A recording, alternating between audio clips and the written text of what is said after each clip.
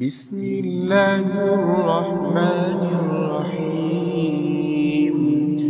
لإيلاف قريش إيلافهم رحلة الشتاء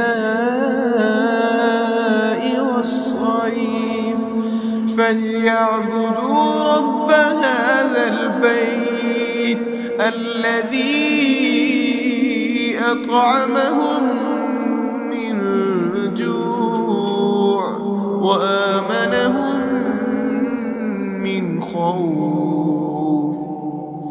لإيلاف قريش إيلافهم رحلة الشتاء والصيف فليعبدوا رب هذا البيت الذي أطعمهم من جوع وآمنهم